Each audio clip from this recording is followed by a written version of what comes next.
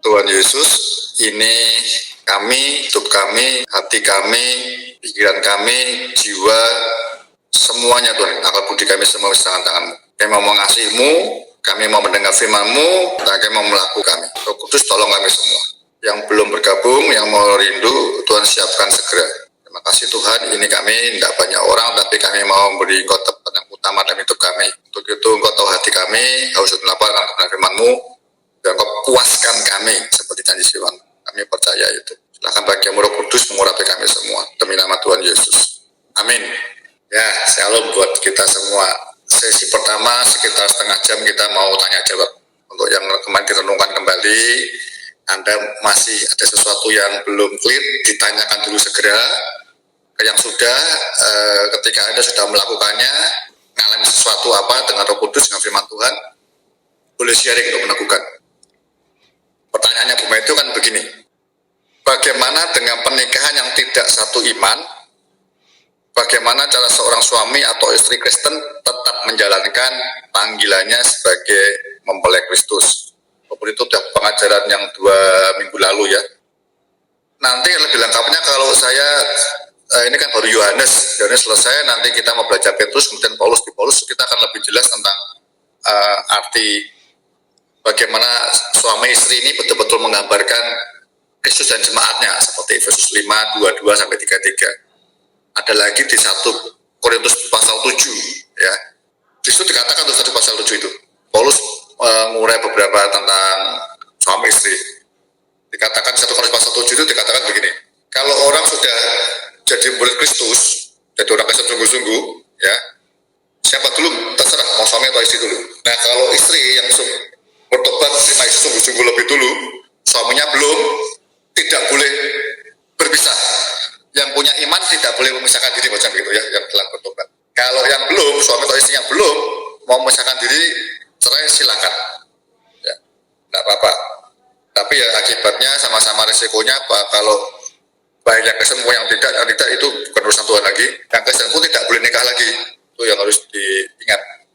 Yang kedua di ayat 16-nya dikatakan kalau suami atau istri yang belum kena Kristus, ya, kalau Anda kena Kristus sungguh-sungguh, apalagi bertumbuh sampai mempelai, harus punya hati pengen menyelamatkan istri. Tuhan mau pakai kita menyelamatkan istri atau suami kita yang belum percaya. Itu penting karena ayatnya kalau suami atau istri yang belum percaya mau bersatu dengan kita, itu yang Kristen yang sudah jadi anak Allah yang percaya bertobat itu, lahir baru itu bisa menguduskan seluruh keluarganya. Nah, kalau disambung lagi dengan Efesus pasal 5, 23, bagian suami telah menyelamatkan istrinya, dia harus mengajarkan firman supaya istrinya makin suci, dikuduskan, dimandikan sampai betul-betul menjadi orang yang tidak bercacat celah, sempurna ya kira begitu. Jadi mempelai Kristus juga seperti kita. Nanti saya harap kalau kita sampai di Paulus entah kapan waktunya, saya mau sharing itu ya. Makanya Paulus bilang rahasia ini besar ya, terutama kepada para suami ngerti. Saya juga sedikit kemarin, suami ini satu sisi kita suami harus mengasihi istri. Dengan mengasihi dalam arti kita harus yang utama rindu kepada Yesus menyucikan istri kita sampai istri kita tuh bertumbuh rohaninya sempurna tidak bercacat celah. Itu yang penting buat saya. Jadi suami-suami itu seperti itu. Bahasa ini besar, suami harus mengerti dan mengalami. Karena satu sisi suami ini di hadapan Tuhan sebagai istri mempelai Kristus kita ini. Jadi segala sesuatu yang kita lakukan terhadap istri kita itu sebenarnya kita juga berbuat seperti itu terhadap Tuhan. Ya, Kristus kasihnya tidak pernah berhenti dalam hidup kita. Kita bersalah, dia tetap dekat sama kita, dia lewat Roh Kudus membuat kita bertobat, sama. Kristus mau membuat kita ini para suami juga ingin hidup kudus, suci, tidak bercacat celah. Dan kasihnya agape akan terus mengalir terus. Nah, itu harus dipunyai oleh para suami semua. Ya, suami tugasnya menyucikan istrinya sampai tidak bercacat celah. Jadi dua-dua nanti jadi mempelai Kristus, bertumbuh rohaninya sempurna. Kalau itu dikerjakan, nah ini besar ya. Keluarga terutama anak-anak akan melihat betul-betul Kristus ada di tengah-tengah di dalam keluarga itu. Begitu. Nanti Paulus lebih jelas mungkin. Ya nanti BSK malam ini mau ada tanya dulu. Ya, harap clear ya. Tiap kali Rebu bisa clear, bisa nambah maju terus. Karena yang disampaikan Pak Bambang tadi, saya garis bawahi bahwa orang komitmen itu ada baiknya agak terpaksa, tapi yang paling baik tidak. Ya kita sudah belajar kan. Saya bersyukur sejak Rabu lalu saya terbuka ya, seperti pasti bertanya itu ya. Nanti yang keempat ini perempuan Samaria ya. Komitmen itu yang paling baik seperti Yohanes. Diawali ketika bertobat, mau menantang Yesus, jadikan dia dalam hidupmu, dan tinggal bersama Yesus firman Tuhan. Komitmen itu harusnya dimulai sejak bertobat. Ya, kalau kita lihat Romana ketemu tuh. Kita bertobat dibaptis itu artinya kita memang mau mati terhadap manusia lama kita, supaya kita bisa hidup dengan Kristus. Itu komitmen awal. Jadi sesuatu yang berbau Kristus, firman hidup, rohani, itu harus nomor satu. Yang contoh yang kedua, kita tahu belajar kemarin, yaitu orang-orang yang percaya kepada Yesus saat melihat tanda-tanda mujizat yang diadakan Yesus. Tapi Yesus tidak mempercayakan dirinya kepada mereka ini, karena dia mengenal hati setiap mereka. Artinya mereka ikut Yesus cuma mau enaknya saja, berkatnya dan mujizatnya toh. Tapi nggak mau tinggal bersama dengan firman Tuhan tiap-tiap hari. Itu nggak ada komitmen. Komitmennya kalau menguntungkan kita, kalau menguntungkan mereka. Nanti saya bujanya tuh, kalau kita kecapean, ya kita harusnya Tuhan nanti yang capek. Tapi kalau Anda ngerti sejak awal seperti Yohanes tinggal bersama, justru bersama Yesus itu kekuatan kita. Kalau kita capek, ya Pak Bapak dan saya dan kita semua belajar begitu. Kalau kita capek, justru kita sempatkan diri nyembah Dia, datang ke Dia, berdoa, minta kekuatan baru. Nanti kalau problem itu dialami setiap kita ya, aduh, nanti udahlah, kita akan ngerti betul sesuatu yang betul-betul dimana mau tinggal kita sama Yesus itu segalanya. Kita cari apa? Yesus. Nanti bagaimana sama yang kita lihat di kitab Wahyu kita baca, lelahmu itu tidak sia-sia dalam Tuhan maksudnya. Efesus itu ya, berlelah dan sebagainya. Tapi Efesus juga sama terbalik ya. Berlelah, bertekun, kita buat Tuhan, tapi menjauhkan ginoskonya dengan Kristus. Dia tegur. Demikian dalam waktu jatuh. Harusnya ditambah dengan ginosko, kekuatan baru. Nanti ada ngalami tidur mungkin 2-3 jam, 4 jam sehari, tapi kekuatan luar biasa sekali. Harusnya banyak ayatnya ya. Kita belajar dari Yesus ke para murid. Ya, Yesusan sampai malam-malam hari ya. Hampir nggak ada kesempatan untuk buat dia meletakkan kepalanya. Lalu kita lihat Paulus ya, sampai tidak itu dan seterusnya Paulus jalan terus, saudara lihat. Dari mana kekuatannya? Roh Kudus. Saya berharap BSK ini bukan sekedar berhenti di kognitif kita, tapi modalkan iman setiap kita dan Anda pengen melakukannya dan ngalami. Berarti komitmennya semakin kuat, saudara. Udah lihat hati kita kok. Ya kau ikut aku tahu hatimu, aku gak mempercayakan diriku. Nah itu bahaya. Kalau Yesus kita sudah bertahun-tahun ikut Tuhan, ya apalagi melayani Nikodemus yang ketiga, ya. Tapi kita tidak bersatu dengan Kristus.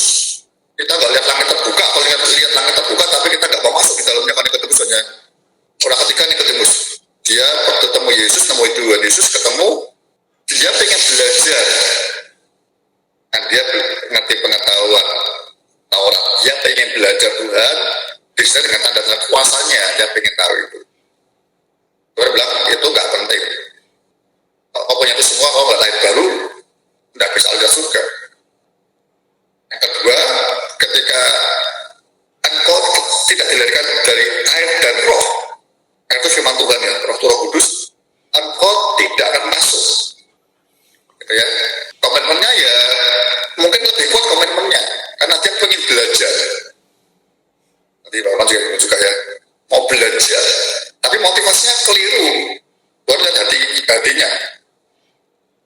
Harusnya seperti Yohanes, dan murid pertama kali tinggal bersama Yesus. Saya beritahu Pak Firman ya, kita belajar mengenal Yesus, ya belajar kenal Tuhan sepenuhnya, tapi kita harus berarti kita percaya ngerti sungguh-sungguh Yesus kan hati kita, dia mengenal hati kita. Jadi ketika kita belajar mengenal dia firman Tuhan tiap-tiap hari, ya, kita juga buka hati kayak Daud bilang, Tuhan selidiki hatiku, motivasiku ini apa ikut Tuhan selama ini. Aku belajar sama Tuhan tiap hari ini untuk apa? Kalau ada yang keliru, kasih tahu segera. Itu baru motivasi, ya. Belum ada hal Yesus bukan nomor satu dalam hidup kita. Ya, tak? Jadi firman yang hidup itu kita bersekutu tinggal bersama dengan dia. Itu satu hal, tapi hal yang keduanya kita ngerti betul firman itu yang apa ya? Kena hati kita. Biar dia betul-betul mengoreksi hati kita. Apakah kita ternyata belum menempatkan dia nomor satu, dia nggak bisa komitmen, nggak bisa, ya. Hati itu kan kalau kita belajar apa ya, misalnya labelnya LPMI itu ya, hati itu ada kursi gitu ya, kapan hati manusia ada kursinya satu. Kursi itu kalau kita belum lahir baru, yang menguasai si aku, ego kita menguasai, si aku bertahta. Tapi kalau kita jadi Yesus, bertempat Yesus, si aku harus lengser. Kursinya itu tahtanya diberikan kepada Kristus. Dia yang memerintah hidup kita. Karena kalau nanti itu kita akan mentaati. Silakan kalau masih satu orang lagi deh yang mau bertanya, atau kita nanti kalau tidak kita lanjutkan lagi. Nanti yang keempat saja kita malam harinya itu perempuan Samaria. Nanti kita akan lihat panggilan yang betul yang pertama kali bagaimana ketika lahir baru itu dua yang benar, dua yang kurang benar. Nanti kita akan. Ayo bagaimana, silakan, saya harap clear dan clean. Udah. Ya, ya terkait Nikodemus di Yohanes. Jadi setelah bertemu dengan Tuhan Yesus, sepertinya dia nggak tahu, mungkin jadi murid atau sekedar mengagumi, maksudnya karena dia kan juga orang Farisi ya Pak. Jadi maksudnya kan dia kan juga di Yohanes juga disampaikan dia membela Tuhan Yesus kan itu, dan juga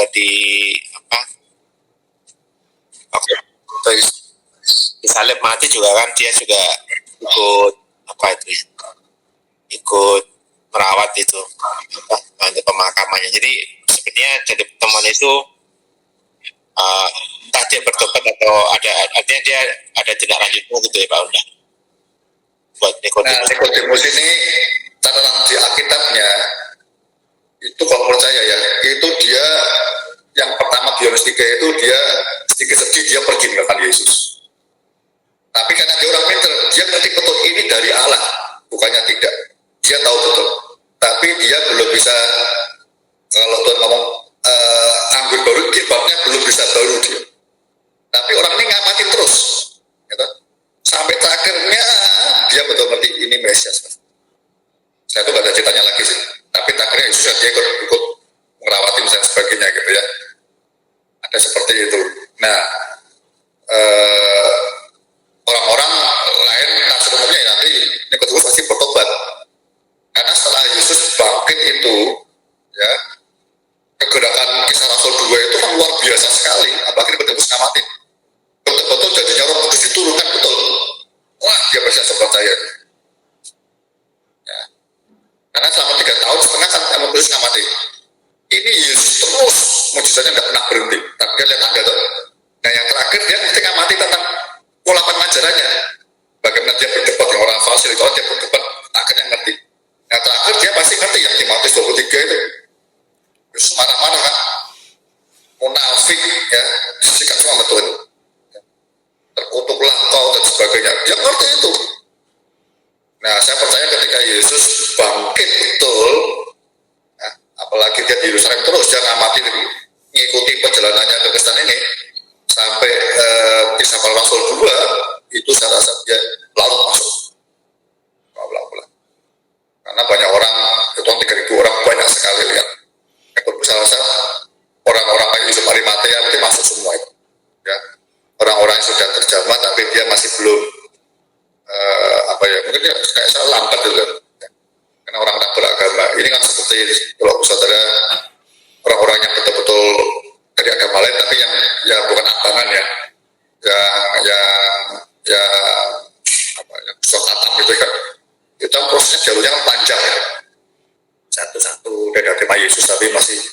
dialognya terus mendampingi gitu ya. Terus sampai dia clear ngerti, berani menunjukkan dirinya, identitasnya. Kalau tokoh-tokoh ini ketemu kan tidak berani langsung tuh, makanya dia tadinya sama Yesus malam-malam hari dia datang, sembunyi-sembunyi, ingin belajar. Ini kayak kayak ini kan rawan juga ya kata kita juga malam hari itu. Malam hari itu kita berikannya nyiapkan waktu yang terbaik, ya, pulang kerja santai begitu. Tapi ada orang-orang lain yang mungkin teman-teman kita tidak sempat karena full waktunya untuk hal yang lain gitu ya. Malam hari harusnya sempatkan. Yang ikut-ikut pun saya bukan di sini ya. Yang ikut-ikut pun ya ada tahu motivasinya apa. Kayak malam tunggu-tunggu ngantuk atau malam hari itu kan sesuatu yang kayak Nikodemus malam hari karena dia tidak berani terus tenang siang hari. Kan dia tokoh terhormat, pengajar Israel. Jadi dia harus malam-malam hari disembunyi begitu. Di filmnya bagus loh, lihat filmnya ya. Dia malam-malam kumpul ya, sama Yesus begitu. Begitu Pak Dio. Kalau akhirnya saya percaya pastilah dialah bertobat. Karena dia ngamati terus, banyak orang ngamati Yesus pasti suatu saat kena pasti. Itu tipe orang ketiga ya. Dia itu orang baik Yesus. Sesungguhnya aku berkata kepadamu, engkau tidak dilahirkan kembali, tidak akan lihat. Ya, jadi orang lahir baru satu sisi, satu hal lahir baru itu seperti kita pegang pasportnya, paspor ke surganya. Tapi yang berikutnya itu apa? Selanjutnya ke mata uang itu ya. Kalau engkau tidak dilahirkan dari air dan roh, tidak diproses dengan pengajaran pemuritan air dan roh dan Roh Kudus nolong kita tidak bisa masuk. Itu visanya. Kayak orang Israel keluar dari Mesir, terima pasportnya, tanah perjanjian disiapkan, jalan, tidak nyampe semua. Karena ada Firaun yang menasihati mereka. Kalau Firaun itu komitmen prioritasnya kelihatan ada masalah kan. Kalau dipres ketemu, ternyata Firaun bukan Kristus. Ya. Nanti contohnya bagus, kalau kecapean betul ya, lelah gitu ya, kita bisa tahu sebenarnya si yang berkata lebih teguh si aku. Yang lambangnya Firaun aku atau Kristus itu kelihatan betul. Banyak tipsnya lah ya Bapak-bapak dan mungkin teman-teman gitu ya. Kalau pas gitu Anda mungkin nggak langsung berdoa dulu lah, nyanyi dulu, nyembah Tuhan dulu kayak Paulus loh di penjara Filipi kan, dipukuli kesakitan kecapean, dia nyanyi dulu. Kalau baca kita langsung nggak kuat, masih kita sudah capek ya, jiwa kita capek gitu ya. Kita nyanyi dulu ya. Yang Tuhan, ada yang punya kalian bahasa roh dulu. Rohnya mulai tegang kuat ya, bahasa roh kan membangun diri sendiri, mulai kuat.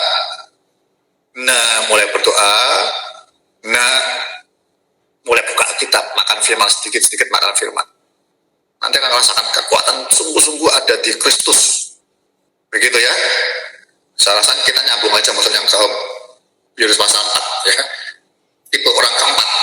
Nanti saya mau poinnya.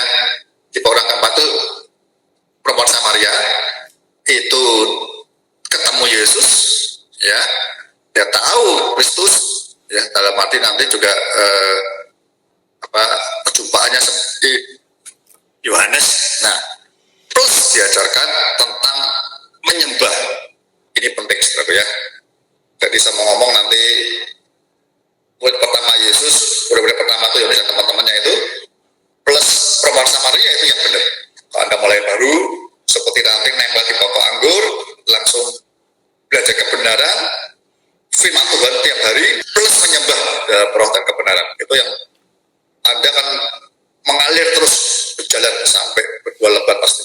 Ya, langsung aja kita buka, yuk kita lihat belajar Yohanes pasal 4. Ini para murid, ya, Yohanes dan teman-temannya yang ngerti apa lahir baru, artinya tinggal bersama dengan Kristus.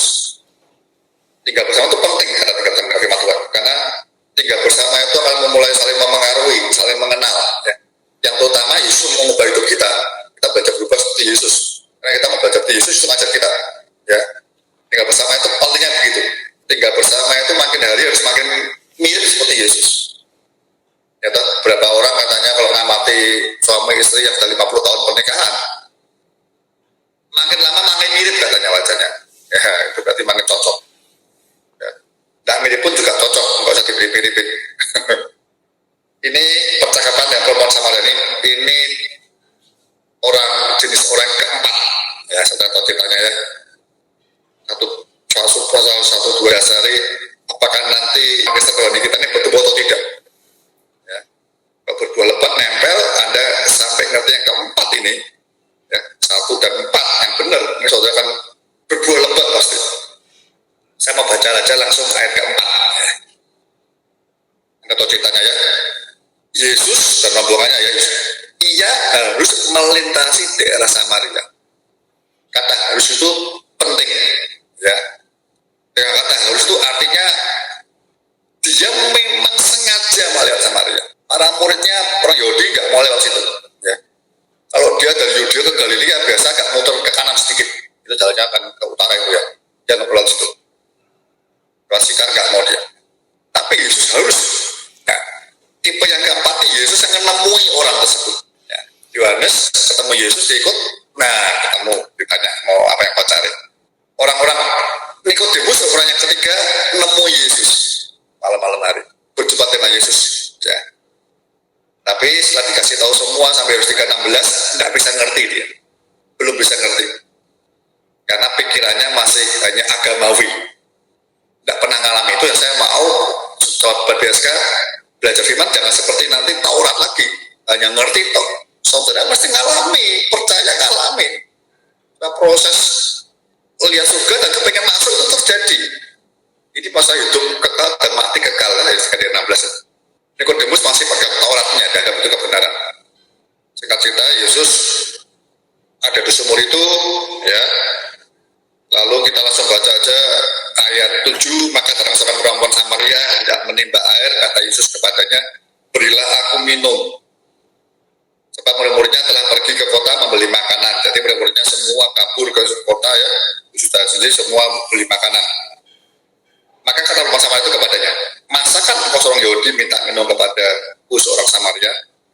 Mereka tidak pernah berhubungan ya, karena ketika ini dibuang ke Babel, orang yang Samaria itu yang utara dikuasai Asyur, sebagian di Asyur, sebagian Asyur sengaja merusak kemurnian orang Yahudi dengan ngirim bangsa-bangsanya ke situ. Sehingga ketika pembuangan Babel kembali ke Yerusalem, ke Yudea, ini orang Samaria dianggap sudah nggak murni lagi karena kawin campur dengan bangsa-bangsa yang dikirim ke situ, orang kafir. Jadi mereka itu berpisah. Orang-orang Yahudi nyembah bangun bait Allah di Yerusalem, orang Samaria bangun bait Allah ada di Gunung Gerizim atau Sikem dulu ya, di Gerizim. Nah, sama-sama percaya Taurat, cuma orang Samaria Tauratnya khusus 5 kitab pertama aja, kitab Musa Tauratnya. Kitab Nabi dia nggak pegang. Jadi memang nggak cocok. Kitab Taurat pun kitab Musa dia ada sedikit modifikasi sedikit. Jadi orang Yahudi nganggap ini sudah nggak murni Yahudi. Yesus jawabnya kepada Yesus. Yesus menjawab, jika engkau tahu tentang karunia Allah dan siapakah dia yang berkata kepadamu, berilah aku minum, niscaya engkau telah meminta kepadanya dan ia telah memberikan kepadamu air hidup. Artinya, salah satu air hidup keluar di sini. Sama baca dulu nanti kita ambil benang merahnya. Kata perempuan itu kepadanya, Tuhan kau tidak punya timba dan sumur itu amat dalam, dari manakah kau memperoleh air hidup itu? Adakah kau lebih besar dari bapak kami Yakob? Terus saya, jawab Yesus kepadanya 13. Barang siapa minum air ini, ia akan haus lagi. Tetapi barang siapa minum air yang kuberikan kepadanya, tadi air hidup itu ya. Nanti Yesus sendiri, Anda tahu di Yohanes 7:8 itu, Yesus mengenal dirinya sebagai air hidup. Ya, Yohanes 6 itu roti hidup, itu air hidup. Ia tidak akan haus untuk selama-lamanya. Sebaliknya, air yang akan kuberikan kepadanya akan menjadi mata air di dalam dirinya dan terus-menerus memancar sampai kepada hidup yang kekal. Ya. Jadi kalau orang terima Yesus, itu bersama dengan Yesus, yang firman Tuhan itu, ya. Terus nanti menyembah Tuhan, Bapa, nanti saya mau ganti gitu ya. Itu jadi mata air dalam hidup kita. Ya. Jadi setiap hari kita taat firman Tuhan Yesus, kemudian nyembah Bapa, ya, nyembah dalam roh dan kebenaran.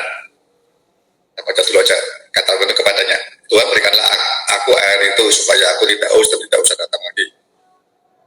16. Pergilah, panggillah suamimu dan datanglah ke sini. Aku tidak punya suami, kata Yesus. Tepat katamu bahwa engkau tidak mempunyai suami. Sebab engkau sudah mempunyai 5 suami, dan yang ada sekarang padamu bukanlah suamimu. Dalam hal ini engkau berkata benar. Ini dibuktikan ketika tadi kita belajar kemarin Yohanes pasal 2. Yesus mengenal hati mereka. Ini Yesus mengenal hati dan segala hidupnya perempuan Samaria ini. Lihat ya.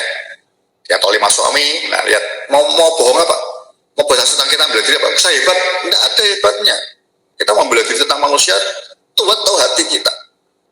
Ya, ini lihat ya, ada tahu buktinya, tahu Yesus betul lihat hati, mengenal sepenuhnya. Ya, apa yang terjadi dalam hidup kita dia tahu. Tuhan nyata sekarang padaku bahwa engkau seorang nabi, anak moyang kami menyembah di atas gunung ini, tetapi kamu katakan bahwa Yerusalemlah tempat orang menyembah. Ya.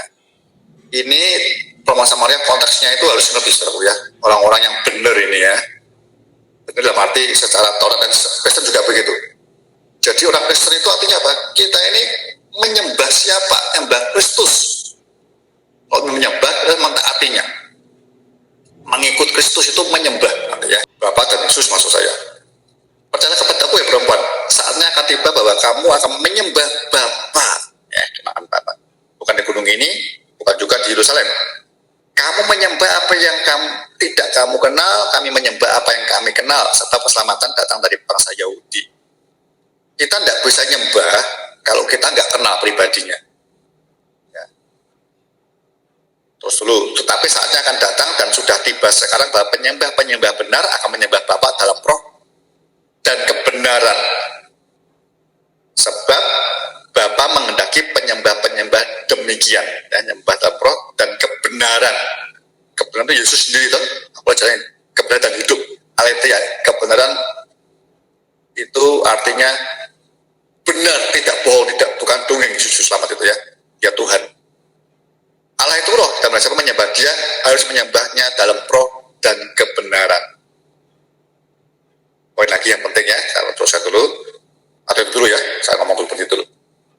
Jadi orang yang keempat ya berjumpa dengan Yesus ya, artinya boleh dikatakan nanti yang pertama Yohanes itu tinggal bersama Yesus ya. Kalau Anda mau tumbuhnya cepat kayak berbuah lebat itu, selain sudah kenal Yesus yang firman Tuhan tiap hari, kita diajar Yesus contoh untuk seperti orang Samaria menyembah dia, menyembah Bapa maksudnya. Nah, ini saudara ya, nanti ada baca di Yohanes pasal 5 dan seterusnya. Yesus mengenakan dirinya, mengenakan Bapa banyak. Ini saya cepat-cepat ya, pasal 16 mas saya. Dia bilang, intinya kalau Yesus itu mengenakan Bapa, aku ditutus Bapa ya. Aku tidak bisa mengerjakan apa yang tidak Bapa beritahukan ke aku. Gitu ya. Jadi teologi tentang Allah Tritunggal itu tentang Bapa, tentang Yesus dan Roh Kudus itu Yohanes lengkap sekali. Anda baca pasal 5, nanti pasal 7 ketemu tentang Bapa semua ada. Roh Kudus juga akan lengkap dari Roh Kudus, mulai 14 16 tentang Roh Kudus ya. Yesus mulai pasal pertama, dia firman yang hidup.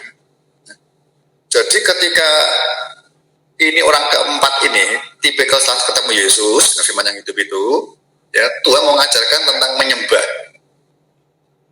Menyembah itu dikatakan seperti air minumnya, ya. Menyembah itu jadi Anda sudah ketemu Yesus, pasti Yesus akan mengenalkan kita kepada Bapa. Nanti Anda lihat di Yohanes pasal 5. Ya. Ketika kita kenal Yesus, kenal Bapa, Tuhan ajarkan hal yang kedua, yaitu menyembah Bapa dalam roh dan kebenaran. Kalau dengan Yesus, pada pasal 5 itu dijelaskan, Anda akan, kalau Anda mengasihi Bapa, mungkin mentaati Yesus nantinya. Jadi ini timbal baliknya begitu. Kita ketemu Yesus, dengan firman Tuhan yang hidup, tiap hari dengan firman Tuhan, pasti kita ketemu siapa Bapa itu. Karena Yesus bilang, aku diutus Bapa. Ya. Kalau kita nggak nyembah Bapa, dalam roh dan kebenaran, ya. Dan kita tidak ada mata air yang apa, yang memancar keluar.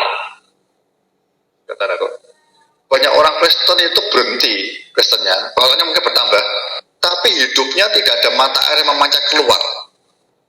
Mata air itu bisa macam-macam sih ya, mata air itu ya. Intinya ada dua hal saya ngomongnya. Mata air itu kalau kita nyembah Bapa dan Roh dan kebenaran, itu akan mata air itu akan apa ya? Sesuatu yang air itu kan semua orang membutuhkan air, makanya saya baru tahu ada hari air sedunia ya, diperingati hari air, betapa pentingnya air. Jadi semua orang akan perlu air, dan sumber itu adalah hidup kita kalau kita nyembah Bapa. Ya.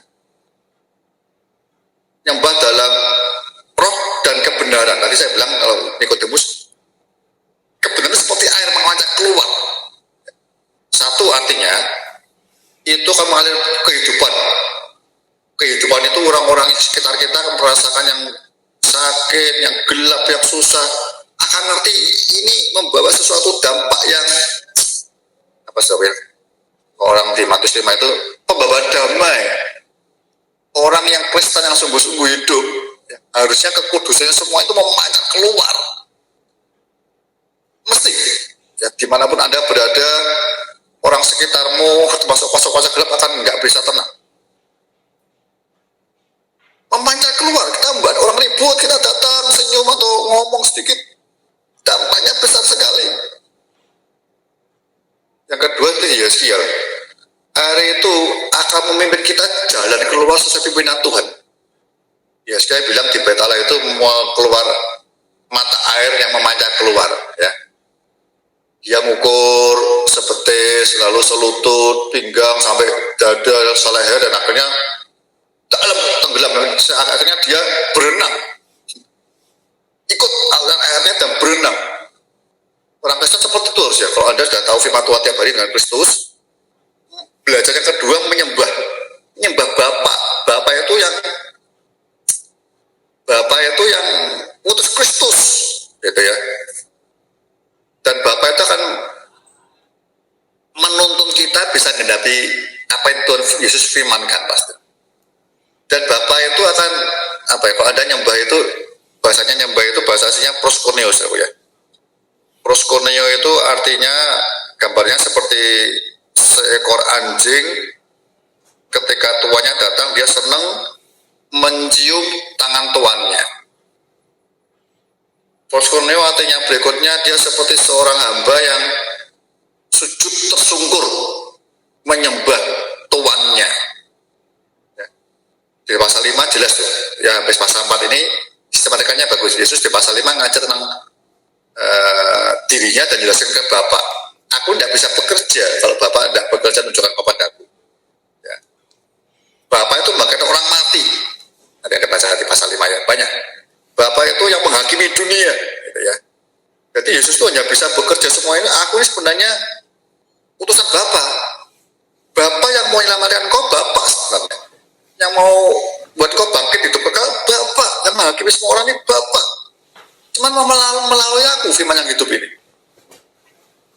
Jadi saya mau ngomong yang kedua ini, menyembah dalam kebenaran. Kebenaran itu kebenaran Yesus, jadi menyembah Bapa dalam kebenaran. Firman yang hidup itu telah Anda renungkan saat teduh tiap pagi, Anda lakukan jadi kebenaran. Dan menyembah dalam roh. Roh itu ada di mana saja sebenarnya. Ini penting ketika nanti Anda menyembah, matanya keluar, Anda dimanapun juga bisa jadi penyembah-penyembah yang benar. Artinya bangun mesbah di situ, Anda mengerjakan mentaati Tuhanmu. Anda mengasihi Yesus, mengasihi Bapa, dan mentaati Yesus katakan di Matius pasal 5. Aku mengerjakan segala kerjaan Bapa. Karena Bapa aku bekerja sampai sekarang. Anda tahu ya, tuannya bekerja. Kita kan seperti hamba budak. Kalau kita sujud menyembah, kita mentaati dia, mau apa? Nah, mentaatinya dia itu, Yesus yang mengajarkan apa semua. Kalau kau taat sama Bapa, engkau harus mentaati aku, kata Yesus. Sambungnya. Jadi gini saudaraku, saya lihat tidak banyak orang berbuah lebat atau berbuah, apalagi hari ini ya kena COVID lah, kena online itu bosnya itu sesuatu yang kita tidak bisa nyembah Bapa, tidak bisa bawa kebenaran itu ke kemana-mana. Tapi kok saudara bekerja, saudara anak kita studi dan sebagainya, hari ini sudah bisa kemana-mana, ya, kemana-mana. Nah, kayak kemana loh, saya akan sedihnya gini, ibadah online. Tapi apakah betul kayak di Cina betul itu? Di Cina itu kan di Wuhan itu kan semua di betul-betul lockdown itu ya.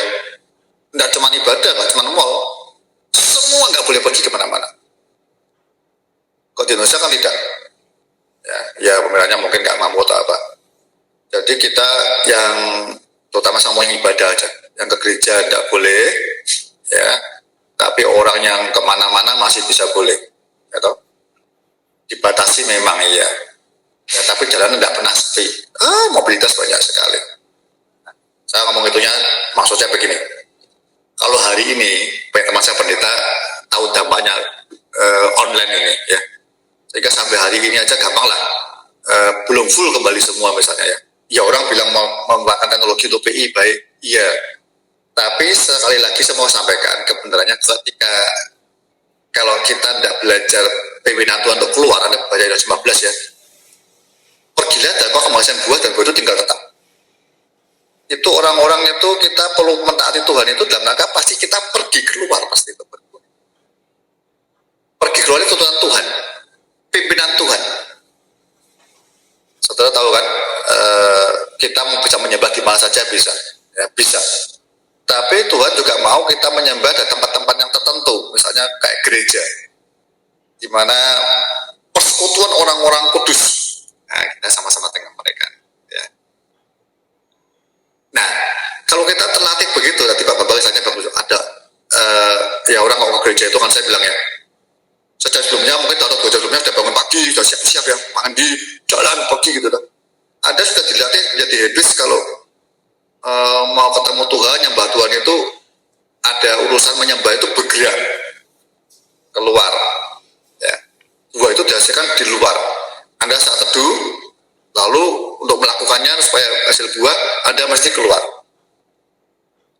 Menyembah yang pertama kali di Injil Perjanjian Baru itu muncul ketika bisa di orang Majus. Orang Majus menyembah Kristus. Ya Anda tahu ya. Katanya sama Proskuneo itu. Orang Majus bertanya kepada Herodes, di mana raja orang Yahudi lahir? Karena kami lihat bintangnya di timur dan kami mau datang menyembah dia. Menyembah ada sesuatu yang gerakan, jalan, bertindak. Sampai ketemu Yesus, ya, buka. Nah, menyembah yang berikutnya tidak boleh tangan kosong. Ada sesuatu yang dipersembahkan, korban yang dipersembahkan. Ya. Orang memuji Tuhan tanpa orangnya bisa, Anda memuji orang bisa. Tapi kalau Anda menyembah orang, kabarnya ya, mesti di depan orangnya kan. Ya. Jadi ketika orang Majus itu tersungkur di depan Yesus yang masih kelihatan bayi itu, dikatakan dia pulang melalui jalan lain. Ada suatu hal yang baru terjadi. Jalan yang lama dia tinggalkan. Roman Samaria tahu ceritanya. Begitu nanti menyembah, jalan hidupnya jadi baru. Ya. Tempatnya ditinggal, lambangan yang lama, dia langsung pergi ke kota yang punya dosa, nggak malu lagi. Dia cerita sama orang sekampungnya. Dapat cerita semua, Anda bisa baca di Yosema juga ya. Dia menangkan cerita banyak. Orang sekampungnya bilang, ini bukan karena engkau lagi, karena aku telah berjumpa dengan Mesias. Itu saudara. Jadi Anda kalau Sabtu pagi salah satunya ya, Anda setelah ngerti firman Tuhan terus, cara tandanya Anda tinggal bersama Yesus. Itu salah satunya nanti, itu yang utama melekat dengan itu, mata uang itu ya. Mesti kita ngerti makin hari makin mau nyembah Bapa. Karena dia itu segalanya. Menghakimi orang itu dia. Hukum mati orang itu dia. Ingat ya, walaupun Yesus ngomong kalau engkau tidak mengaku depan anak manusia, aku tidak mengaku engkau di hadapan Bapa. Yesus perantaranya iya. Jadi saudara berlatihnya kalau Anda tidak urusan Tuhan itu Anda tidak ada niatnya, effortnya sungguh-sungguh bertindak keluar, saya kok tidak yakin saudara bisa menahan orang-orang kayak Roman Samaria ini. Itu perlu keberanian yang kuat, saudara ya. Tidak peduli kita ini karate dan 3 dan 5, jagoan kungfu semua itu orang boleh. Tapi begitu mau bersaksi, misalkan Injil kan tidak berani. Itu perlu keberanian khusus. Yaitu apa? Bisa terjadi kalau engkau tinggal bersama dengan Yesus dan mulai belajar nyembah Bapa dalam proses kebenaran. Nyembah Bapa itu bahkan kita kan lebih takut Bapa yang bisa menghakimi orang daripada yang lain-lain. Nah, itu bisa terjadi kalau perempuan Samaria ini. Dia ngerti kebenarannya, ternyata Yesus itu betul-betul tahu isi hati kita semua. Dan isi hati kita itu dia mau diisi dengan penyembahan terhadap Bapa. Supaya hati kita itu langsung keluar mata air yang muncul dan mengalir keluar. Mengalir keluar itu artinya firman Yesus kita kerjakan. Anda sesuatu dengan Tuhan, berjalan kemanapun Tuhan mau mata air itu keluar. Dimanapun Anda bisa nyembah Bapa dalam roh dan kebenaran. Apa kebenarannya? Firman, kebenaran itu firman Yesus, firman yang itu aletheia. Ya, beda yang proskuneo ya, beda yang apa yang depan itu lupa. Ya kusuna itu ya. Teman-teman ya. Itu yang bedakan antara truth dan righteousness itu ya, keadilan. Ini yang aletheia, kita harus nyembah dalam kebenarannya. Ya, di kusuna itu yang menyembah, bukan. Yausune itu artinya yang kebenaran telah jadi hidup kita. Ini belum jadi, ada yang lakukan dulu. Yang aletheia itu yang kita belajar. Dalam roh dimanapun bisa. Jadi termasuk dalam Anda bekerja dimanapun juga. Jadikan itu proses penyembahmu di hadapan Tuhan. Jadi kerjaanmu juga akan benar, kudus. Tidak bisa engkau ditipu oleh si jahat lagi. Tidak bisa, saudara. Yang berikutnya saya mau ngomong selain jadi minuman, air hidup, itu penyembahan jadi makanan. Nah, duanya akan mengenyangkan kita, kan sudah kuat terus melakukannya. Ayat 32, Yohanes pasal 4. Akan tetapi ia berkata kepada mereka, padaku ada makanan yang tidak kamu kenal. Yang pertama kali dia kaitkan sebelum menyembah, dia katakan dengan air, ya, air hidup, kemudian makanan. Ini dua-dua dibutuhkan manusia. Kalau berarti nomor 1, makanan itu penting. Ayat 34, makananku ialah melakukan kehendak Dia yang mengutus aku dan menyelesaikan pekerjaannya.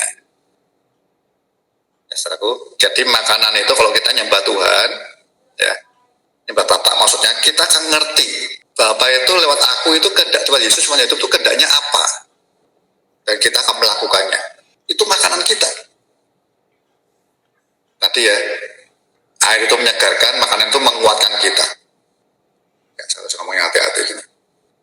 Banyak orang Kristen itu makan firman, iya, Matius 4 ayat 4 ya, itu nomor 1. Ya. Nomor 2, saudara bisa di mana-mana, ya, makan firman itu kan satu. Anda bisa tetap makan, itu melakukan apa yang firman yang kita dapat tadi pagi atau hari ini apa, kita kerjakan. Dalam segala aspek hidup kita. Nanti kita akan muncul kekuatan. Saya mau ngomong gini ya, saya nggak tahu ya, saya belajar banyak hal ketika saya di Wamena, banyak perkara gitu ya. Apa ya, di Wamena itu kalau ketemu pelayanan kepala suku, dan kalau di pedalaman itu kalau dengan orang-orang itu, kalau nyampaikan firman itu bisa 7-8 jam. Bukan sombong, betul. Itu kalau saya ngajar itu ya, para pendeta atau banyak majelis gereja begitu, kalau mereka tidak cocok ke firman, maksudnya mereka tidak senang firman yang saya sampaikan, dia angkat tangan satu orang angkat tangan, mau permisi kencing gitu saya ke belakang, tapi nggak balik, satu sampai saya tahu, oh dia sudah capek ya, saya berhenti dulu mesti break, ya jalan lagi. Tapi kalau firman itu masuk ke mereka gitu ya, plok, makin lama kan saya makin ngerti daya mereka. Jadi sudah tahun ketiga, keempat saya bisa ngerti, saya masuk. Mereka bisa terima saya, firman masuk pasti. Itu sampai 4 jam, 5 jam, udah makan malam selesai, udah break. Mereka masih, saya ngerti di mana, di rumah misi itu. Mereka datang. Nanya, ngomong sampai jam 2 pagi. Padahal besok jam 6 kita mulai lagi. Saya ngantuk, udah Pak, pulang dulu Pak, saya ngantuk Pak. Oh, sudah Pak ya, pulang. Saudara, saya kalau pernah begitu saya ingat ya, 2 malam, 3 malam dengan mereka itu tidak capek loh, tahu. Pagi lagi firman tidak capek. Nah, sama saya gitu. Saya mau semua sahabat Belskare ini ngalamin seperti itu. Jadi saat kalau Anda kerjakan benar pekerjaanmu, segala hal itu Anda gimana Anda menyembah ke Bapa ya, sujud nyembah, persembahkan semua yang kita akan hidup kita ini kepada Kristus, seperti Roma 12 ayat 2 itu pada Bapa. Jadi kita sujud nyembah, nanya Bapa kehendakmu apa Yesus kan, aku melakukannya. Dengan firman Kristus yang firman yang hidup itu, baca firman Yesus, taati, lalu nyembahnya Anda minta Roh Kudus menguatkan kita, kerjakan semuanya. Malam-malam Anda kerjaanmu tuh, Anda akan merasakan kalau semua untuk Bapa dan kekuatan baru muncul. Karena ini air dan makanan jadi satu dalam hidup kita.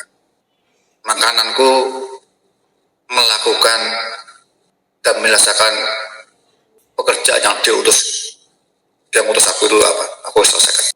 Saudara akan finish tuntas sampai membelai semua. Ya saudara, nanti kayak orang Samaria, udah banyak hal dia. Itu kok Yesus tinggal 2 hari di situ. Itu gambaran saya, tafsir saya. Itu pagi, siang, sore, malam orang berbondong-bondong satu kampung. Tidak ada capek. Paulus ya sudah full ngajar luar biasa sekali. Paulus kerja buat tidak, tapi sungguh-sungguh. Tandanya Paulus pasti terbagus, banyak malam dia perlu untuk pelayanan. Terbaik kerjakan semua terbaik untuk Yesus. Dia mengantuk, lelah, nyembah Tuhan dulu malam-malam itu. Tersungkur, ninggikan dia. Karena kita ini seperti anjing yang perlu disayang tuannya. Kita cium tangannya, kita putih, pegang kepala kita, aku berikan kau kekuatan anakku. Wow. Kita seperti seorang hamba, ngerjakan saya malam hari semuanya. Tuannya bilang, selesai semua, udah sekarang kau boleh makan. Wow. Tunggu, sekarang kau istirahat, saudara. Wow, terima kasih aku mau istirahat. Tunggu perintah dari Bapak gitu. Yang baru seperti itu. Itu nanti kan lebih cepat. Jadi apa yang kau cari tinggal sama Yesus itu yang pertama. Yang kedua, kalau kita tinggal yang firman yang hidup itu benar, mesti kita dibawa menyembah Bapa pasti. Kalau menyembah Bapa, takut akan Tuhannya lebih kuat dalam hidup kita pasti. Dan itu apa ya? Itu memunculkan air dan makanan yang, rohani kita kan terus bertahan sampai akhir zaman, saudara. Ya, ini nggak bisa banyak ngomong, terus kita ngalami. 2 orang setengah, orang banyak yang percaya Yesus, Tuhan kenal hati mereka, dia tidak memberikan hidupnya, dirinya kepada mereka. Orang yang ketiga namanya Nikodemus, ya, dia juga lihat Anda, dia nemu Yesus, pengen belajar lebih jauh, ini benar atau tidak? Dia mengenal hal baru, hal yang rohani, termasuk nyembah Bapaknya hal rohani. Orang taunya nyembah Allahnya masing-masing, tapi dia ngomong ini Bapakmu yang kau sembah hari ini. Karena ketika kau jadi anak Allah, tema Yesus, kau anakku. Bapak masih beri kekuatan menuntun kita nggak tahu begitu dituntut. Ya, termasuk pola pikir kita kan berubah semua. Saya ingat pertanyaannya Pak Andi kemarin ya, waktu saya coba jawab itu kan saya bilang, suatu saat kita akan diperbarui dengan benar itu ya, kita sebagai sampai orang-orang Pramon Samaria ini ya, dibarui pola pikir kita sampai nanti kita, kalau kita tidak baca Alkitab hari ini, kalau kita tidak jadi saksi hari ini di kerjaan, kalau kita tidak berdoa hari ini, kita tidak ke gereja, nggak sempat ke gereja, masuk ke kalau kita nggak sempat ikut PSK itu masalah itu loh. Aduh, Tuhan hilang. Jadi masalah kita bahwa sesuatu yang makanan, minuman, pakaian lagi. Itu orang-orang dunia begitu terus masalahnya. Tapi kita perlu ngerti, pembaruan terjadi. Yang frontal, perumahan Samaria ini frontal kan. Dari orang yang malu, tersembunyi, tidak mau kumpul, mungkin dia diomong itu, dia gosipin, ngamuk, dia marah dengan tetangganya. Ya, ini orang berdosa betul, dia sembunyi, gitu.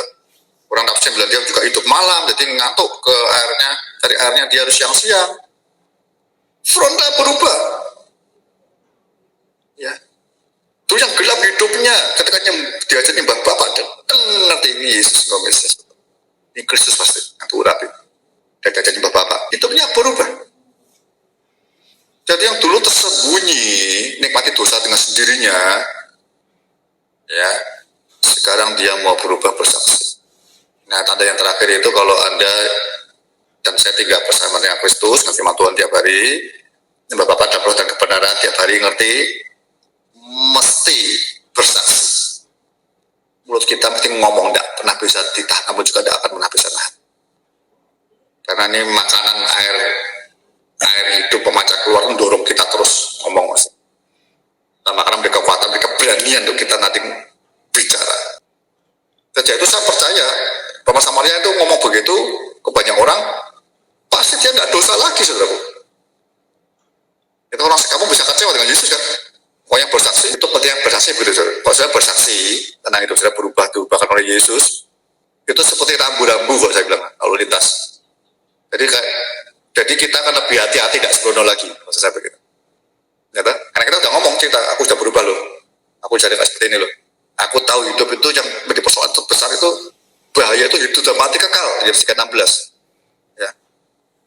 Hidup itu kerajaan, bukan kerajaan dunia, tapi oleh iblis yang kita kejar, bukan mamon, tapi Kristus Bapa yang kita kejar. Makananku itu bukan roti, bukan uang yang kita senang nonton, itu sesuatu yang daging. Ya, untuk sekali-sekali boleh. Tapi makanan sesungguhnya menghibur aku, menguatkan aku itu. Iya, firman Yesus yang hidup, Yesus yang hidup tiap hari, dan nyembah Bapa. Ini kekuatan kesegaran. Jadi kalau mau dibalik sedikit ya, kalau Anda baca firman renungan agak berat, nyembah Bapa dulu. Dalam roh bisa berbahasa, nyembah dulu. Minta ampun, dibeneri dulu hidup kita. Nanti ketika nyembah itu muncul air hidup, makanan mulai muncul betul, kita kuat. Nanti kita baru bisa ngerti firman, belajar lagi.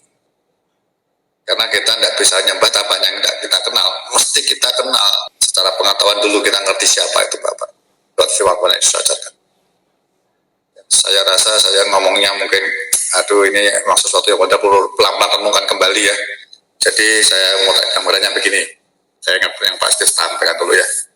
Jadi Kristen yang benar seperti Anda, ya 15 awalnya kan itu ngomongnya kita.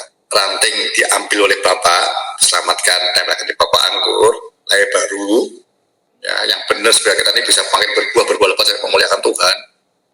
Itu harus yang pertama kita harus terima Yesus, tinggal bersama dengan Dia, dengan firman Tuhan tiap-tiap hari.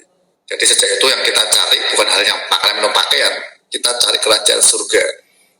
Kita cari Kristus sudah ketemu dalam hidup kita. Tiap hari kita tinggal sama Yesus, minta kita mau belajar kenal Dia. Dan Dia sudah mengenal kita, Dia coba nolongi hati kita, ngerti hati kita, ditolong betul, terus dikuduskan, semakin motivasi dibenarkan. Supaya makin cepat kita makin kudus itu makin ngerti firman yang terbuka. Cuman juga kudus soalnya. Hal yang mutiara kita akan menangkap nantinya. Ya. Dia kenal hati kita. Yang berikutnya yang nomor 2 nggak usah dipelajari ya, itu orang aja belajar keliru. Nikodemus kita mau pelajari. Kalau Anda sudah seperti itu, yang cuma tiap hari, pasti kita tidak hanya lihat surga, tapi kita mau masuk. Karena masuk itu kan lahir dari air dan roh dengan firman Tuhan tiap hari, ya. Dan roh kita hidup, karena kita makan firman, roh kita dihidupkan ya. Roh itu makanannya firman Tuhan, ya, kuat. Kita punya kekuatan jalan ingin masuk surga. Percepatannya itu dengan menyembah Tuhan, menyembah Bapa maksud saya. Karena nanti Mbak Yorsima Anda baca baik-baik ya. Karena kalau kita mendengar firman Tuhan terus, kita akan ngerti sesungguhnya. Hidup kekal itu bukan awalnya yang kenal Yesus, tapi kenal Bapa dulu. Kenal Allah sebagai Bapa kita. Kita anak Allah. Dari 1:12 itu. Yesus, kita belajar firman Yesus, itu mesti kita kenal Bapa. Nah, kita kenal Bapa, Yesus ngajari, suruh nyembah Dia. Yesus ditaati, Bapa disembah. Ya. Nyembah itu artinya kita sujud, tunduk. Rasulullah katakan seperti hamba budak dengan tuannya. Sujud itu artinya kita mau menyerahkan hidup kita dan kita mau mentaati, terserah Tuhan kamu apakan aku. Itu nyembah. Dalam kebenaran nanti hidup kita sudah dikasih Tuhan jadi benar dan roh. Itu kita bisa katakan di mana-mana. Nyembah Bapa. Jadi ada bayangan tiap hari kok di luar ya, setelah dengan Yesus, ada dimanapun belajar nyebut Bapa. Kalau Anda nyebut Bapa itu berarti kita anaknya. Yang dalam kebenaran itu aletheia itu Yesus sendiri. Firman hidup itu kebenaranmu. Itu akan menjadi sebuah mata air yang memang keluar. Bahkan dimanapun kau akan mendapat kekuatan baru menyembah Dia terus. Ada orang yang cerita begini, siapa ya, saya kok lupa. Atau siapa? Kalau Anda punya karunia bahasa roh, gunakan setiap saat bahasa roh itu. Ya. Tidak mungkin katanya Mbak Tuhan itu. Tidak mungkin, atau ada orang yang tidak nyembah itu lah. Ada nyanyiin memuji Tuhan lagu-lagu rohani juga boleh lah. Tidak mungkin ketika Anda menyanyikan lagu-lagu rohani, ya, terutama bahasa roh, nyembah Tuhan bahasa roh itu, ya, tidak mungkin saat bersamaan kita bikin dosa, tidak mungkin. Ya, masa kita berbahasa langsung bikin dosa juga, tidak mungkin. Tapi kalau kita dibawa sibuk, kita lupa, kira-kira kita lupa kita menjadi korban persembahan yang hidup yang kudus di hadapan Tuhan. Kita nyembah Bapa, lupa. Kita bisa terpancing oleh dosa, dipancing dosa oleh iblis. Tapi kalau kita tiap saat ada kerja berat, coba nyembah Tuhan, muji Tuhan dalam hati, ya, atau saya biasa rengang-rengang aja, haleluya, saya kok nyetir ada mau macet tuh saya berbahasa roh, ya, dalam bahasa roh, kekuatan baru biar tenang Tuhan. Ada perasaan kekuatan tuh muncul bukan karena aku nih nonton film, aku nih istirahat, tapi kekuatan itu karena aku nyembah. Paulus rasakan itu di penjara Filipi, dia memuji, nyembah Tuhan, goncang penjara itu, terbuka semua. Ya sudah, jadi yang keempat ini poin percepatannya nubuahnya makin lebat.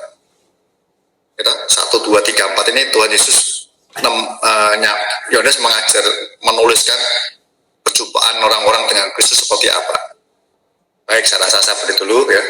Silakan mungkin 15 menit kita untuk yang bertanya jawab. Mau bertanya dulu silakan saudara. Tuhan berkati. Jadi pelajaran tentang awal kita ranting nempel di bawah anggur selesai ya pelajarannya ya. Kita belajar 4 tipe orang. 1 dan 4 itu yang sudah pegang. Ketiga Nikodemus itu pembelajaran. Saya rasa makin dalam makin berat dalam hati saya harus konsentrasi mikir ini ya. Pak Kudus tolong kita semua. Mana yang masih belum tanya justru, karena biar kita bisa merenungkan, Anda bisa merenungkan. Kalau enggak, renungan juga makin sedikit bingung. Ini tanya dulu aja. Nanti setelah tanya, lihat rekamannya lagi, bisa direnungkan pelan-pelan, dilakukan. Udah. Ya. Ya kalau saja kan menyembah Bapa dalam roh dan kebenaran. Kalau dari sisi di Samarianya itu menyembah dia kan yang di gunung itu ya. Maksudnya secara substansi ya dia sekedar menyembah Allah gitu aja ya Pak. Maksudnya tanpa ada pemahaman seperti yang Tuhan Yesus ajarkan ya Pak ya. Maksudnya di situ ya secara substansi sebetulnya di situ ya. Ya gini, orang-orang yang agamawi ya kayak orang Yahudi maupun dia di Samaria itu kan turun temurun ya. Jadi dari orang tua ke anak harus begini terus. Jadi sebenarnya tanpa ada proses pengenalan atau perjumpaan pribadi dengan Allahnya kayak Tuhan bilang. Nah, pembelajaran buat kita hari ini, malam hari ini, jangan sampai ya kalau orang karena soal ada istilah itu kan kita tahu itu baru gitu ya, penting sekali keselamatan itu. Nah, itu apa ya dari titik perjumpaan Yesus ke orang Samaria ini. Sejak itu aku mulai ngerti kau yang benar. Makanya dia ngomong, oh gak akan nyembah lagi di tempat-tempat tertentu. Artinya begini, kalau kita ke gereja misalnya, itu udah bisa diperbarui. Gereja bukan tempat, saya nggak tahu ya. Kalau pemahaman orang itu gereja itu rumah Allah, dalam satu sisi gedungnya juga itu kan agak bahaya ya. Misalnya gereja Kristen, yang semua gereja Kristen itu kan dikunci kalau malam. Beda dengan masjid, ya. Masjid juga baik Allah, rumah Allah. Tapi orang tiap hari sih bisa berjumpa dengan Allah di situ. Tapi gereja-gereja kan mohon asetnya atau apa nggak tahu kan tutupan terus ya. Nah, yang betul gereja itu persekutuan orang-orang kudus. Di situ kita sama-sama menyembah Tuhan, belajar saling mengasihi. Kalau ada yang nggak suka, boleh ngampuni di situ. Jadi proses kata kenal itu yang penting. Kenal itu nomor 1. Nah yang kedua kalau sudah kenal dikatakan nyembahmu kan diperbarui nyembah kita.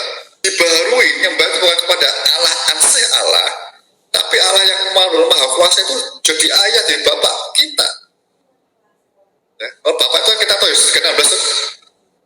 Allah itu Bapaknya memberi anaknya tunggal, mengasihi kita demikian besarnya, sehingga kita datang ke gereja menyembah itu karena rasa syukur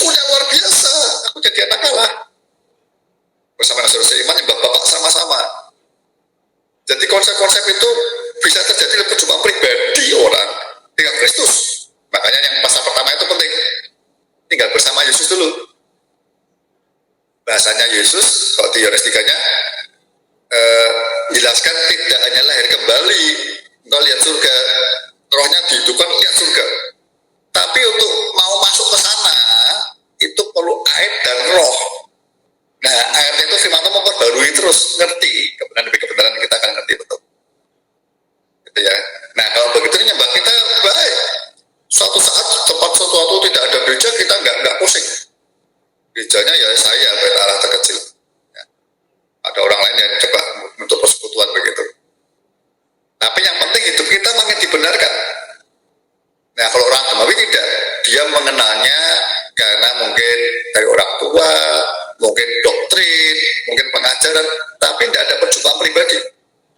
Sehingga penyembahannya, bahasanya pas ya kalau kita bahasa di Yohanes 8 kita akan dulu.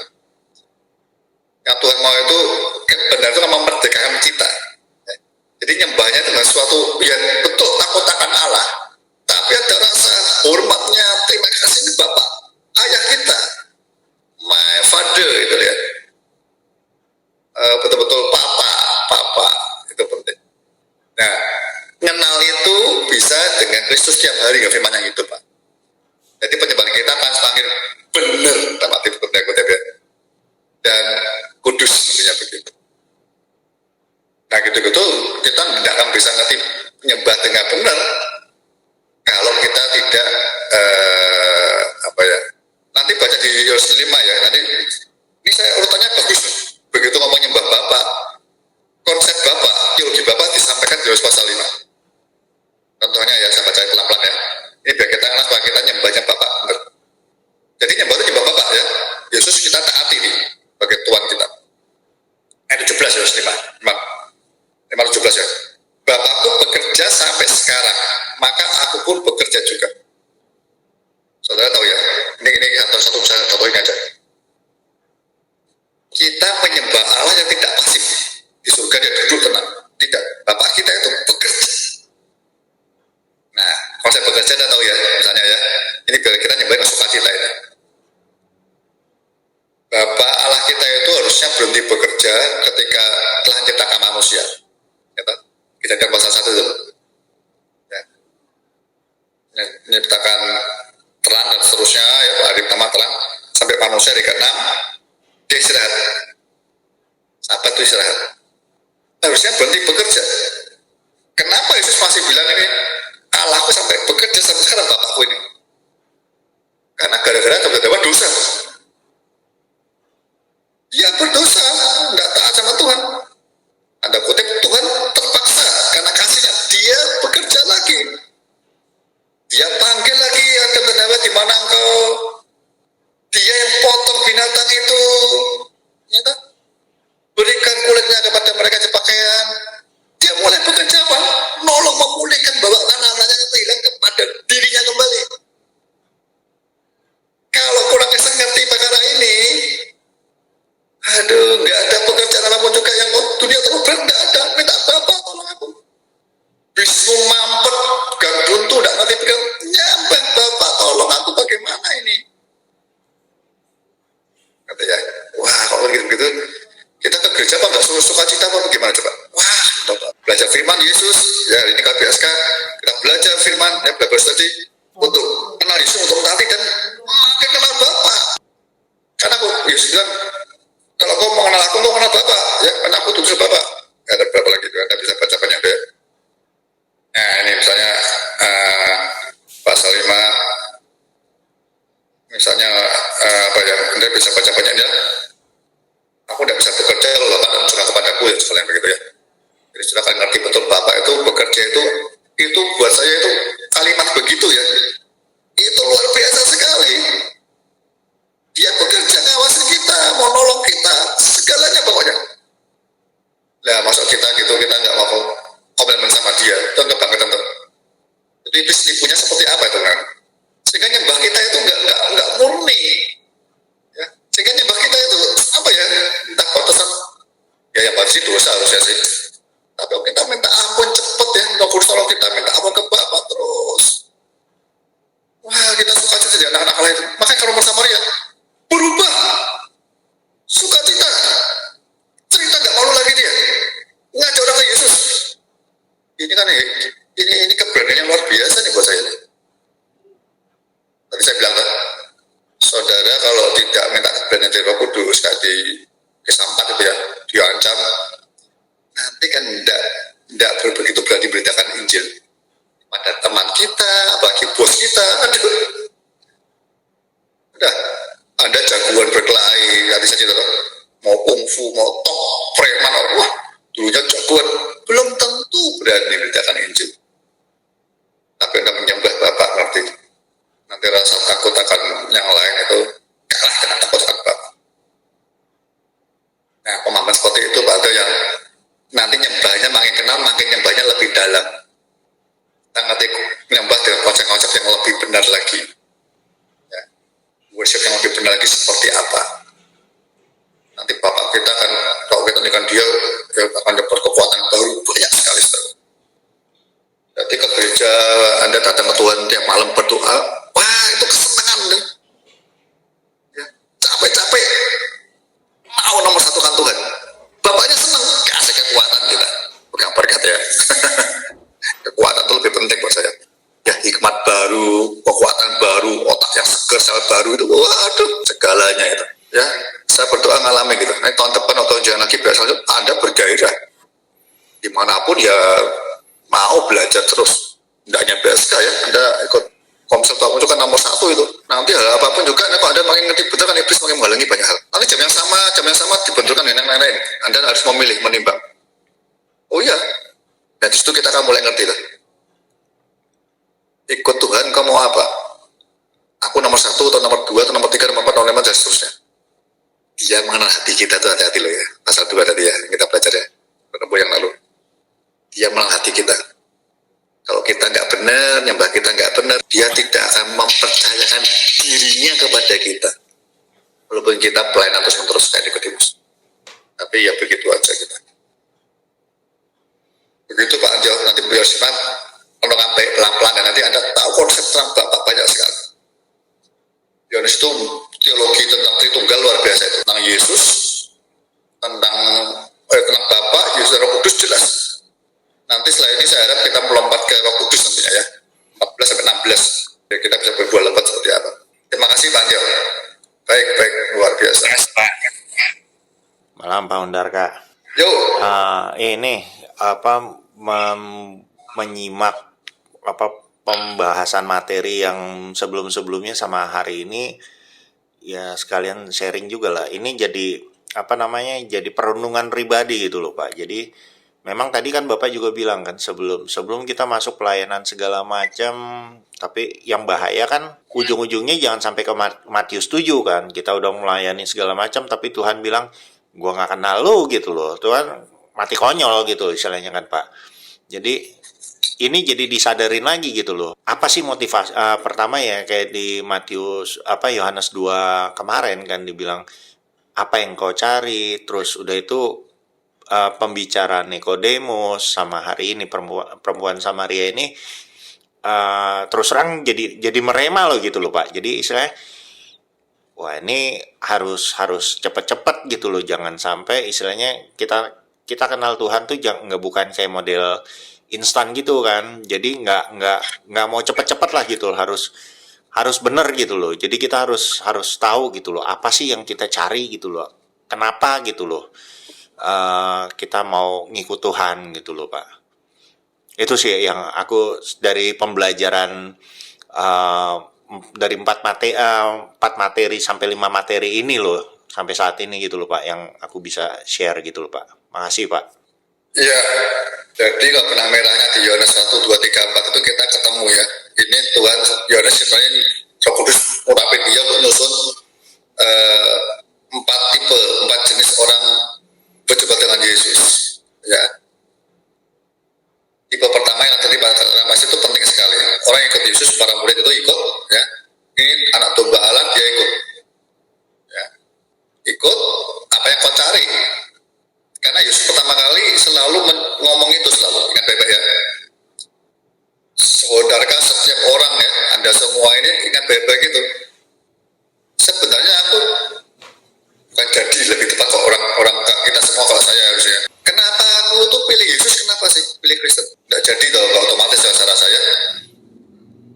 Walaupun Anda dulu kayak saya anak orang Kristen, tapi suatu saat tadi memutuskan iya atau tidak. Itu persoalan yang pertama kali itu apa yang kau cari? Kau cari apa sih ikut Yesus? Itu excellent direnungkan. Poinnya di situ ya. Tak usah potong koma langsung ya. Kalau Anda ngerti itu, jawabannya ayo belajar kayak Yohanes. Di mana engkau tinggal? Saya ulang pelan-pelan ya. Karena Kristen itu artinya kita yang jauh dari Tuhan dipanggil bersatu dengan Kristus. Ranting yang asing ditembakkan ke pokok. Tinggal bersama.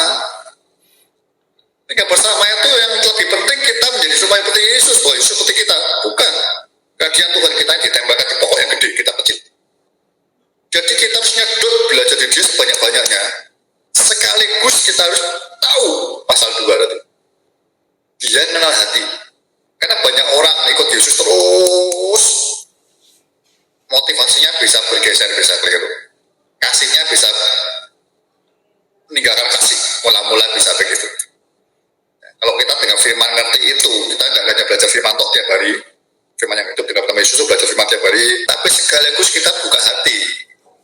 Karena hati itu seringkali kita tidak tahu loh itu ya, hati nurani itu kan, hati nurani itu sebenarnya seperti rekan kongsi kita. Dia paling jujur hati nurani itu. Nah, kadang-kadang hati nurani itu paling jujur, paling benar dan beritahu kita, seringkali kita mengabaikan hati nurani itu. Paulus bilang, kalau hati nurani kita nggak tulus, imanmu bisa kandas. Padahal iman Tuhan tumbuh karena firman Tuhan. Ada 3 bersama Yesus, tapi kalau nggak minta Yesus nolongin terus hatimu, hati kita, kandas imanmu. Karena Tuhan nggak percaya sama kita, nanti bahaya tuh. Nah, tandanya kalau Anda terus 3 bersama Tuhan benar, itu pasti makin kenal Bapak. Kalau kenal Bapak, firman Tuhannya katakan di Yohanes pasal 4, tipikal orang keempat, itu seperti umat Samaria ini, diajar nyembah Bapa dan tentang kebenaran. Tipe orang nomor 3 ini, orang yang prosesnya panjang. Dia diajari sama Yesus, biar enggak. Misalnya Pak Steve katakan mati setuju, itu beliau kayak Nikodemus Tuhan. Dia melayani Tuhan luar biasa sekali, ya. Tapi Yesus juga kenal.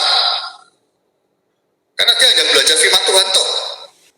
Nikodemus yang Yohanes 3 loh ya.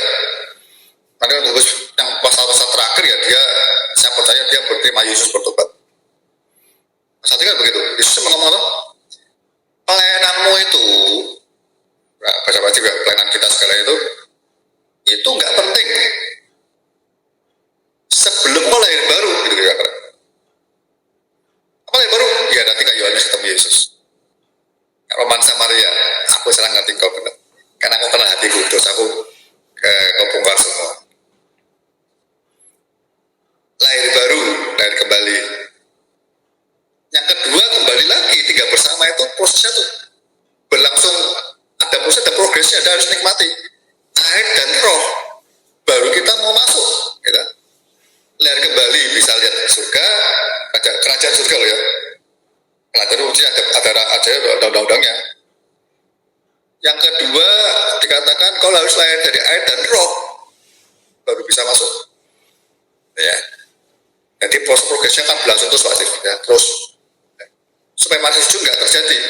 Nah, yang terakhir keempat itu penting. Kita mengenal Tuhan, kayak mata uang, pasti di satu sisinya kita mengenal Bapa dan nyembah Dia. Menyembah itu salah satu, bukan buat saya, satu-satunya yang bisa mempercepat dua itu tumbuh. Firman Anda belajar dari Kristus, dengan bersama itu belajar firman Tuhan, yang menyembah Bapa, air kehidupan itu muncul dari hati kita, memancar keluar, memberi kekuatan, mendorong kau bergerak maju, dipimpin. Jadi firman itu bisa jadi dalam hidup kita. Tanda yang ketiga, makananku itu Pak Yesus bilang menyelesaikan apa yang Bapak utus. Bapak itu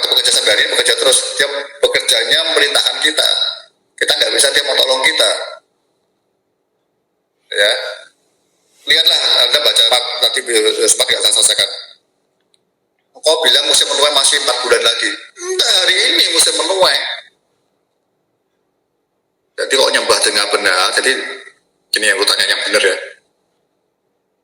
Biar nggak dibuang Yesus nanti akhirnya. Satu, lahir baru, terima Yesus, tinggal dalam firman-Nya tiap-tiap hari, tiap saat. Berikutnya pasti kenal Bapak, kalau kenal Bapak tandanya menyembah Dia dalam roh dan kebenaran. Kalau menyembah Dia artinya pasti hidupmu makin benar, pasti itu. Dalam roh artinya kau bisa gimana sih? Roh tuh hatimu. Kau bisa bawa firman Bapak itu gimana duniamu, kau mau bekerja gimana, bawa Dia terus. Itu Tuhan musuhnya kan Dia. Poskuneo, kita sujud menyembah, mau dengar Dia perintahkan apa kita taati. Engkau punya bos di dunia, tapi bos sesungguhnya itu Kristus. Taati Dia lebih dulu. Nah, yang berikutnya tandanya engkau benar, mesti jadi saksi dan bersaksi. Ya, Paman Samaria itu makanan kita. Lengkap dah, nanti sampai buah makin lebat memuliakan Tuhan. Nanti komitmen itu sesuatu yang nggak usah dipikirin, itu otomatis karena Dia yang lagi dulu komitmen sama saya itu Yesus, bukan saya. Dia yang mau manggil kita itu Dia. Bapak sampai mau bekerja mau kita itu Dia. Bapak yang komitmen sama kita semua, Dia siap menolong Anda dan saya supaya Anda bisa komitmen. Wow kan? Jadi nggak usah ditipu-tipu iblis lagi. Nggak minta kita itu kudus ya Dia. Yang bisa tolong aku mau hidup kudus Tuhan, tolong aku mengutamakan kau, tolong aku. Nanti saudara bisa mendapat di Wahyu 2 dan 3 barang siapa menang. Itu kan pergumulan peperangan. Jadi Anda jangan kalah terus.